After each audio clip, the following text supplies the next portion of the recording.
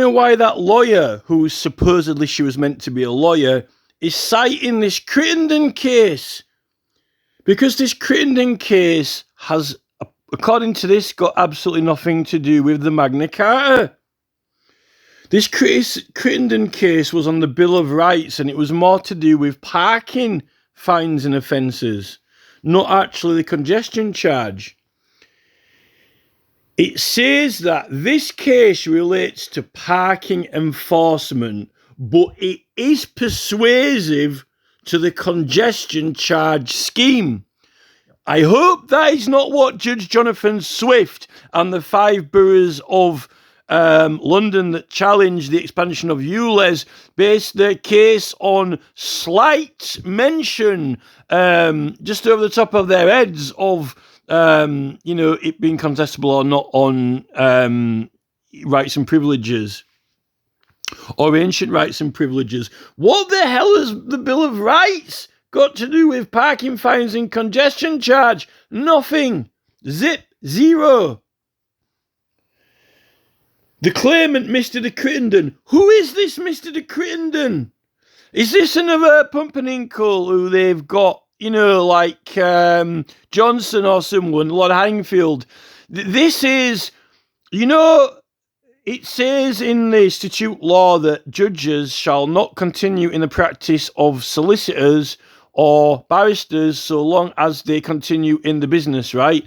Yeah, all of them were doing it, and are now. I've had to call some of them out on it. They're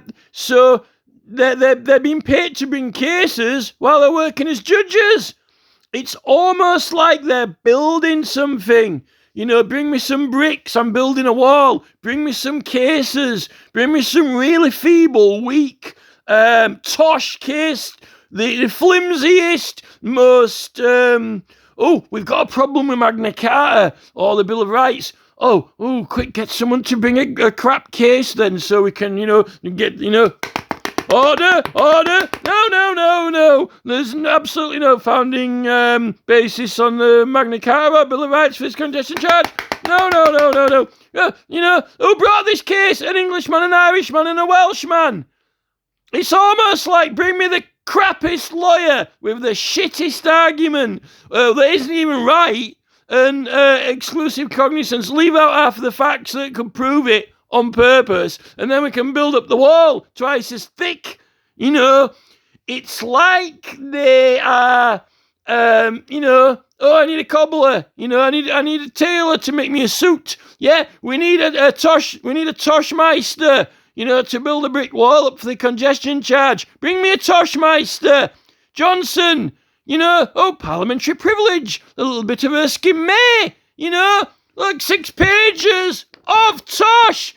6 pages of tosh.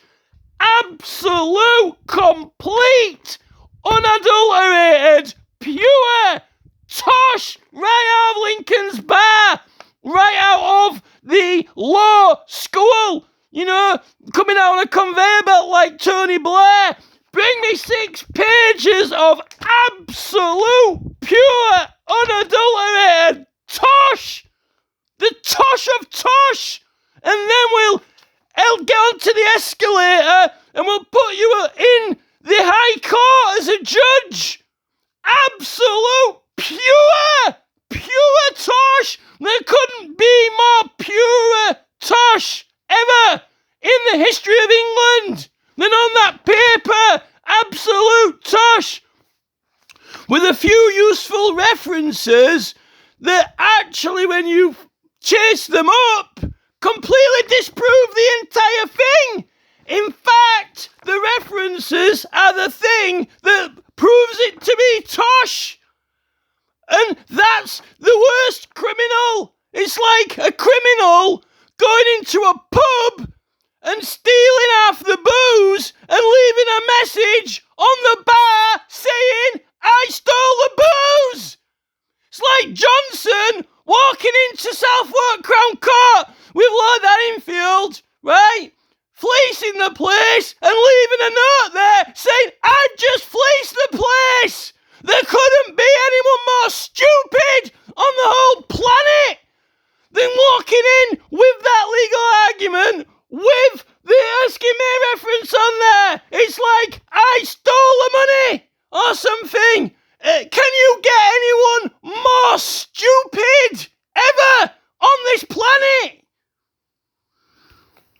don't know why they're using this case, Crittenden case. The reason they're trying to pull this Crittenden case off is for the reason that they're trying to bluff the interpretation and meaning between fines and charges and so forth.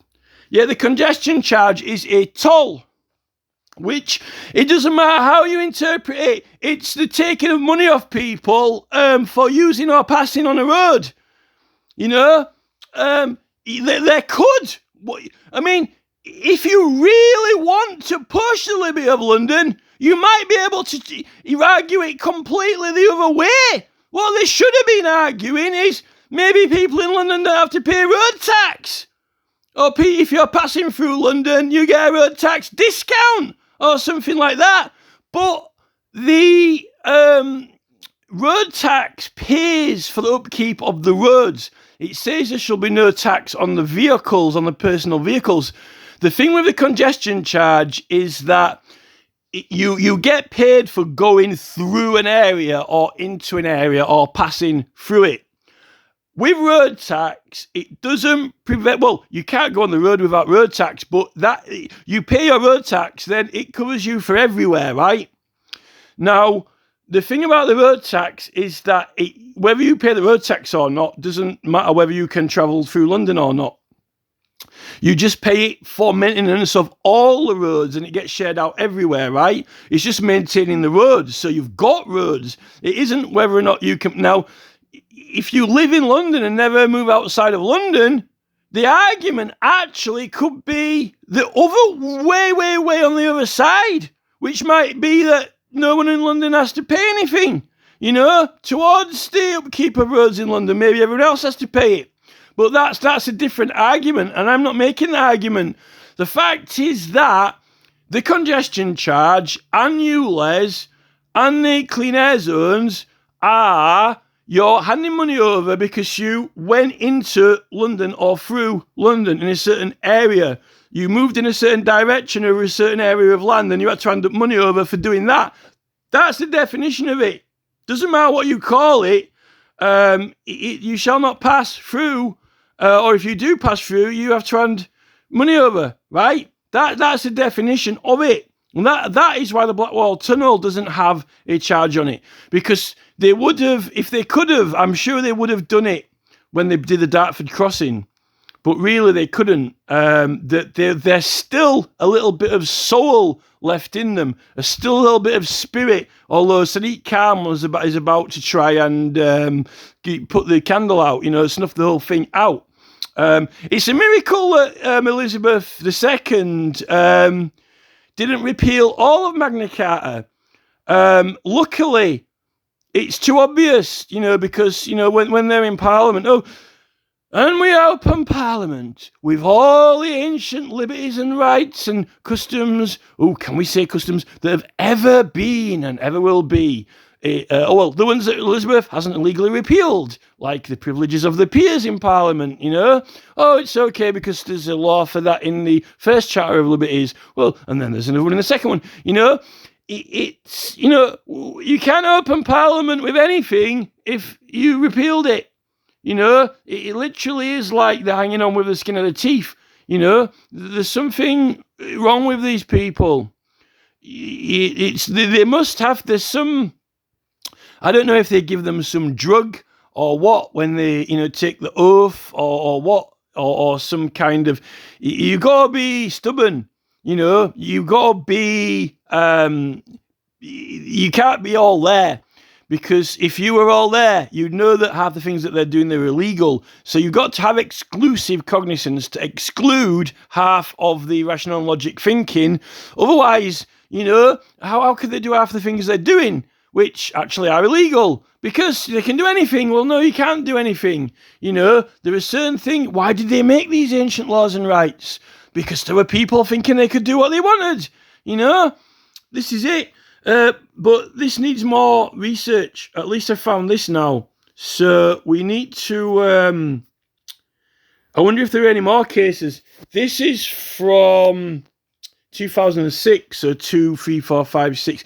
That's 4 years after the congestion charge.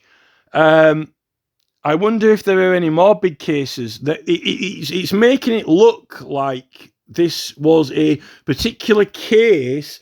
This case relates to parking enforcement, but is persuasive to the congestion charge scheme. Well, no, it's not.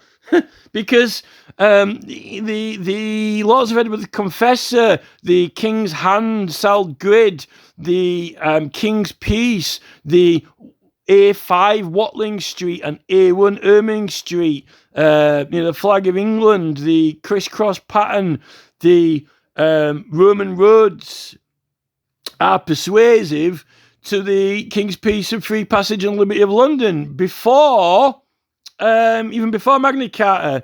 So that's what's persuasive to it. It's an ancient custom, and apparently we've got London shall have all of its ancient rights and customs and liberties and freedoms. Now, why didn't Elizabeth pull that one? She might as well have pulled the whole thing, in 1967 or 8 or whenever it was, Criminal Law Act. I don't know why she didn't pull that.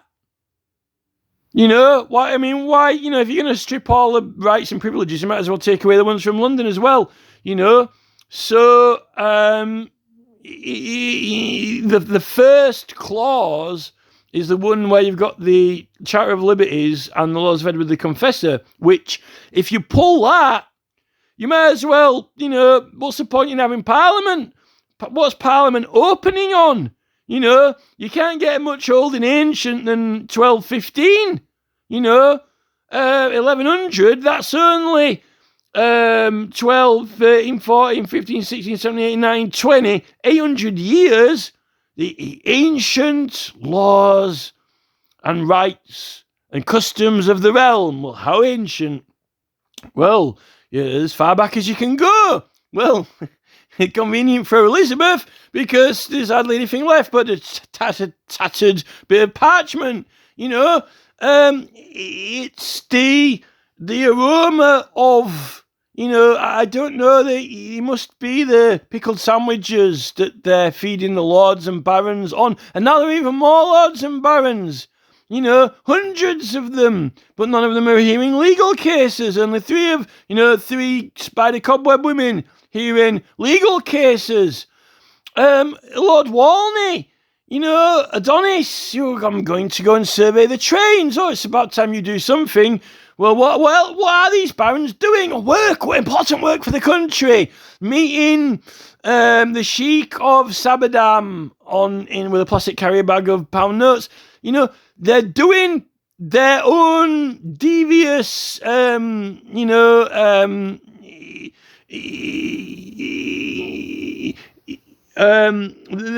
their own things, their own arbitrary and devious courses of very, very obscure, unknown commission and board work with foreign entities and societies, and these lords and barons are getting appointed for probably most of the cheating that's going on in like Swift, basically, pulling one over on us, and then he gets a nice position on the Electoral Commission. That basically after cheating the whole system while he was an attorney working for the government in London, and then doing, mock court cases for outcomes, I'm Mr. Sweetman. Oh, hello, Mr. Swift. Oh, hello, Mr. Swift. Yes, look, there's a biscuit on the floor there. Oh, don't tread on it too much, but crumbs everywhere. Excuse me, has anyone got a dustpan? Mr. Sweetman, could you come and get Mr. Simpkins in? Yes, it's like, a butterfly. Open the window and let it out. Where's my crocheted glove? gloves. There's a speck of dirt on the wall there. I better clean it off. It's nice and prim and tidy now. Yes, sir. No, sir. 3 bags full, sir. Would you like me to open the door for you, sir? Oh, the choir boys are here. La, la, la, la, la, la. Everything good, good, good. Very good, sir. Very good. Everything is good here. Oh, there's some naughty people, some criminals. What have they done? Stolen a cartload of biscuits. Oh, God forsake us. We get a good man in now, Mr. Swift. He's worked for the government in finance, yes. Fleecing all our rights and privileges, and now he's putting the nail in the coffin. Congratulations, sir. Have an appointment on the Electoral Commission. As the head, we need good people like this running the country. Like the Sheriff of Nottingham. There's got to be a flair to this. There's a flair, a style to it. Socialism. I'm a people person. It's a party. Hi, I'm Tony Blair. I walk around the entire room. Hi, I'm Tony Blair. Yes, everyone knows I'm Tony Blair now. So I've got I've got qualification in law. I'm a lawyer.